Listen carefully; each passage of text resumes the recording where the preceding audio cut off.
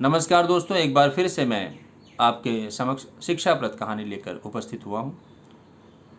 आज की कहानी का मूल भाव है सरलता। जीवन में व्यक्ति की सरलता होनी चाहिए और भगवान सरलता से रिश्ते हैं।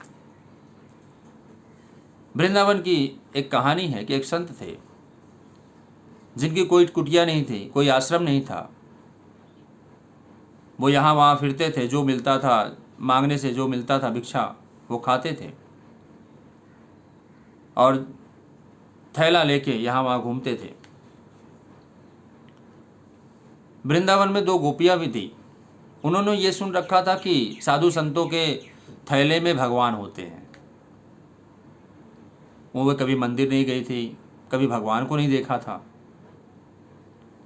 सिर्फ ये सुन रखा था कि साधु संतों के थैले में भगवान होते हैं।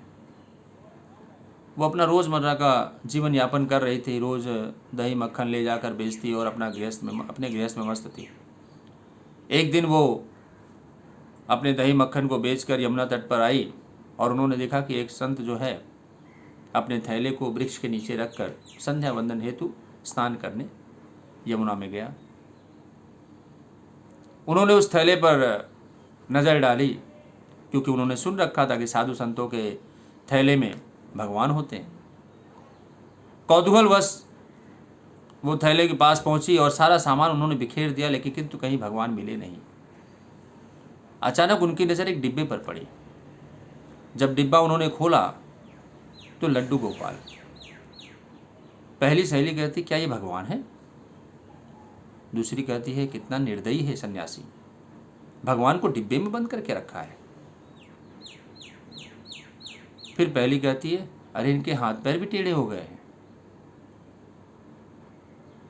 फिर उन दोनों ने भगवान को सीधा करने के, उनको ऐसा लग रहा था कि भगवान के हाथ पैर, वो तो लड्डू गोपाल थे। अब ये इतना सरल, यहाँ पर ईश्वर भाव देखता है। वो उनके हाथ पैर सीधे करने के लिए, उनको सीधा खड़ा करने के लिए कोशिश करने लगी। ईश्वर उनकी सरलता पर रीझ गए। हम मुस्कुरा दिए।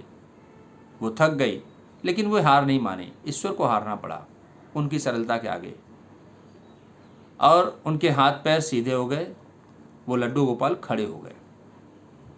उन्होंने उनको स्नान कराया, उसके बाद दही खिलाया और उसके बाद वो कहने लगे कि अब आप सो जाइए।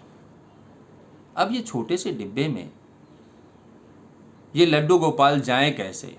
वो तो खड़े हो चुके हैं, एकदम सीधे खड़े हो चुके हैं, कैसे जाएंगे? इतने में वह साधु जो संत थे संध्या वंदन करके वृक्ष के पास आ ही रहे थे। उन दोनों गोपियों की नज़र पड़ी और वो दोनों भागी। संत ने सोचा कि शायद मेरे थैले में से कुछ सामान लेकर भागी है। वो भी कुछ दूर उनके पीछे भागे, किंतु वहाँ तक पहुँच नहीं सके। जब वो लौट कर आ रहे तो हतप्रभ लड्डू गोपाल सीधे खड़े और मुस्कुरा रहे हैं। संत उनके चरणों में गिर पड़े, आंखों से अश्रुधारा बह रही है कि इतने दिन से मैं थैले में लेके घूम रहा था, मैं सरल नहीं बन पाया। और फिर उन दोनों गोपियों के घर जाकर उनके भी चरणों पर गिर पड़े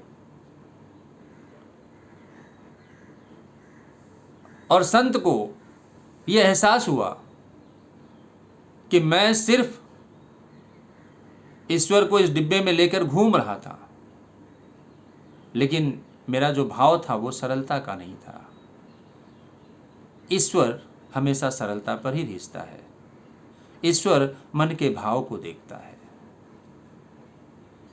तो आज मैं अपनी कहानी को यहीं पे विश्राम देता हूँ। आप इसे लाइक करें, सब्सक्राइब करें और बेल आइकन आप दबाएं ताकि नए वीडियो आप तक पहले पहुँचे। राधे राधे।